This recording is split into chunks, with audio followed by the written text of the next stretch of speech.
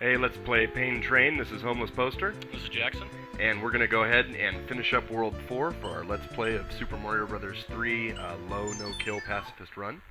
And it looks like they actually borrowed the sprite for Donkey Kong Jr. That's interesting. I don't remember that, actually. You don't remember Donkey Kong Jr.? Well, I remember Donkey Kong Jr. I don't remember them using the sprite here. Yeah, I think it's actually something that they definitely changed because it is the Super Mario All-Stars version. Oh, you think so? Yeah, I'm now really curious to see what the original sprites were because I don't think that was the same thing. You think all the sprites were different, or just... I think some of them were different. Like, I remember the snake for World 2, and I remember the ladybug for World 1, but, I mean, I think for World 3, weren't we even talking that it was like, one of those dinosaurs from Dinosaur Land in Super Mario World, so there's no way that a game that came out after this game could have had sprites borrowed from it. Looks like this one's all about those afterburners, and then I believe... Yeah, it's got those, like, nuts that you have to jump on. Yeah, that sucks. Do I have to go this way, or...? I mean, nobody ever enjoys having their nuts jumped on to begin with, so why should it be any less painful in Mario Brothers? You know that's not 100% true. Do you have some insight you care to share? I'm just saying, I've been on the internet before, and I've seen things. You've seen things like dudes getting their nuts slammed in doors, or elephants stamping on dudes' nuts, or... Basically. Basically? Am I getting close? Closer than you should have to get. Close enough that I'm kind of revealing that I've seen the same videos. Like, I can't be like, oh, what are you doing? Seems like picking the low path was the right way to go on this one. I hate those wrench throwing bros, whatever their names are. Yeah. It's just because the wrenches actually arc relative to the movement of the screen, which is actually a pretty interesting feature considering that this was originally a Nintendo game, but at the same time, it does make them a big pain in the butt to dodge. See, I feel like, though, because this level moves so slow, it's deceptive. If you wait too long to make a move, you're going to get either pushed up the screen or pushed into fire. Oh, I guess there would have been a platform down there. So far, it seems to be pretty simple. There's not a lot of projectiles, which I like. Yeah, I mean, this is really just a timing puzzle.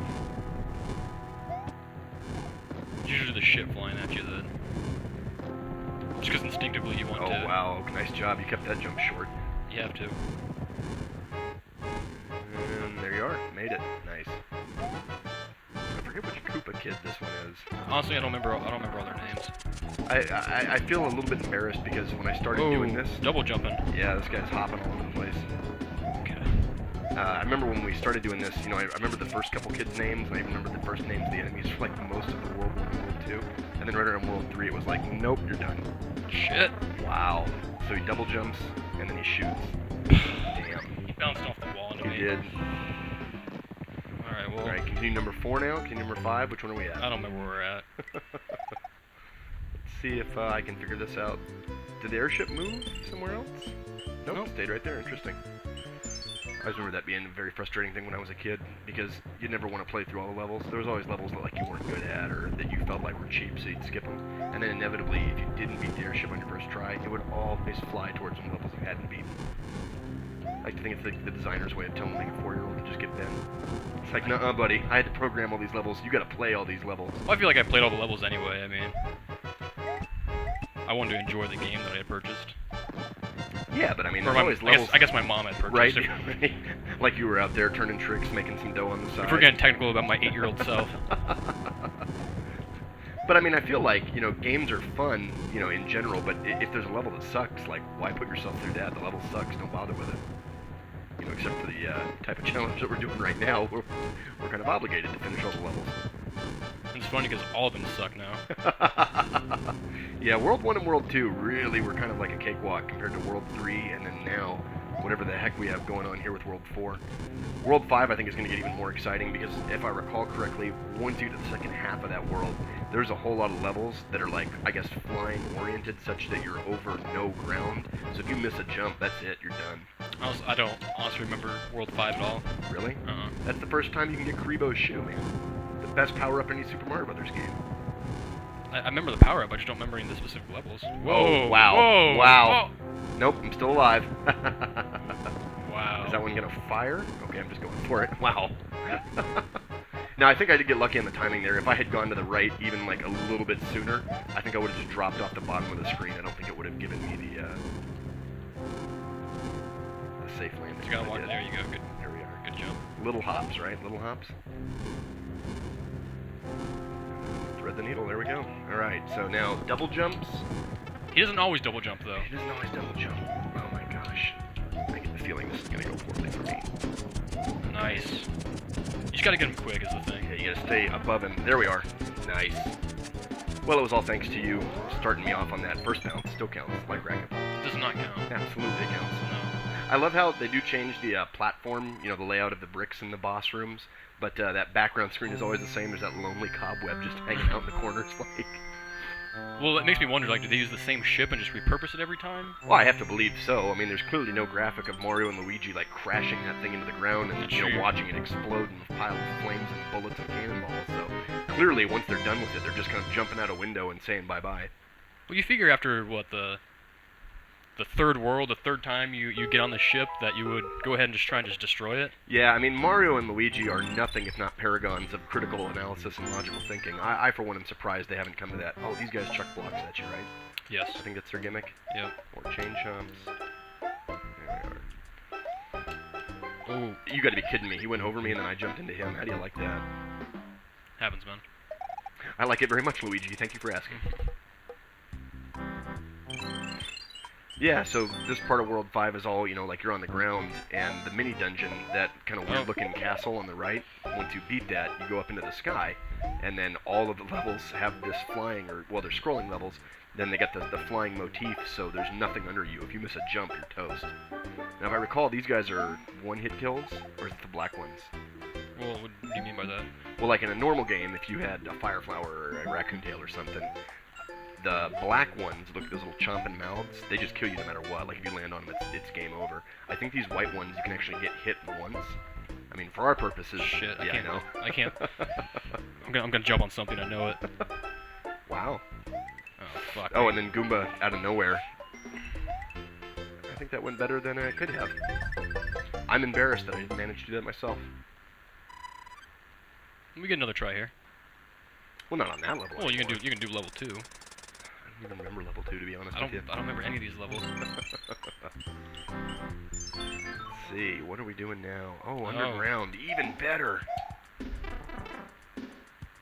Oh, this do one. I I fall remember to the this right, one. I recall. Okay, I missed it. I have to fall all the way down again, and then there's a tube at the bottom, I think.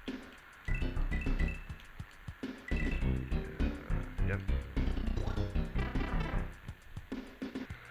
No, that wasn't what I thought was going to happen. You gotta be kidding me. Okay. Got under him on that one. Thought you just get rid of these. Yeah. In the event. I'm actually a little bit surprised too. There's a lot of times in this game where the enemies have, he killed him, not me. The enemies have continued to kind of like endlessly spawn on the edges of the screen, and I don't remember that happening in the original Mario 3. That seemed to be more of a problem with World 4 than any other world. Because I don't remember seeing that in any of the other levels we played. Yeah, and like I said, in the original game, I really don't recall. Oh, you gotta be... I cannot believe that happened. That is ridiculous. So it just makes me have to believe that there was something to do with the large, like, sprites that caused weird spawning issues. Yeah, I guess that's all you can really count it on. So to avoid all that stuff, you want to veer kind of to the right, like as you're first falling. Because if you land on those original blocks, I recall this, you don't... Yeah. Oh! Yeah, now you gotta go through the rest of the level. I'm pretty sure if you land on those blocks, then get up into the right, you, like, shortcut everything. Oh, and you gotta be careful, too. That Koopa that was falling with you, it actually continues, like, it maintains on the screen, so it'll land in the water and it can still stomp you. For most of these guys, if you just stand in front of them, they arc it over you. I think at that point that I was at, if I had taken the top path, you would have just thrown it over me. Really not on my A game this afternoon. Yeah, like he just hucks both of those, and then you're good. And then you go, yeah. And then I think if you go to the top path, that guy will just huck them both over you. Shit. Wow. Or you can just stand there, I suppose. It works. How about those small jumps? I just never managed to do those. Wow, nice. You stole it from him. Jacked it from him. You were like, not today, bro, not today. I don't like shit. I don't like people throwing shit at me. Who does? Like, who gets super excited when somebody's shoving stuff in their face? Well, again, the internet. Yeah, but we're denizens of the internet, so I mean, like, what does that say about us? I don't know. Not good things. This is the first world where you've cleared 2 levels and I haven't cleared 1 yet. This is incredible. It just happens. I mean, sometimes I'm not on my game, sometimes you're not on your game. No, I'm disappointed in myself. I should be able to do this completely solo. Well, you have to take a gonna skip level 3? Well, I'm gonna do the mini boss dungeon. We gotta do them anyway. Alright. I think even for me, though, I'm finally at the point where... Oh my gosh, do you have to be big to beat this level? No, I think I that's kind of just... feel like you have to be able to get up that door. I think that's just a shortcut. Is that the idea? I think so. Even for me, I'm like really past the point where I actually remember like what would be happening at any given level. I still remember the worlds, like the general theme of the worlds, you know, like Yeah. sky level or whatever. But I don't remember individual levels. even up through World 4, I was pretty good. I at least had an idea in my head of like what we were going to be looking at. But at this, I'm just literally jumping blind here. Thank Lord. All right, come on, you.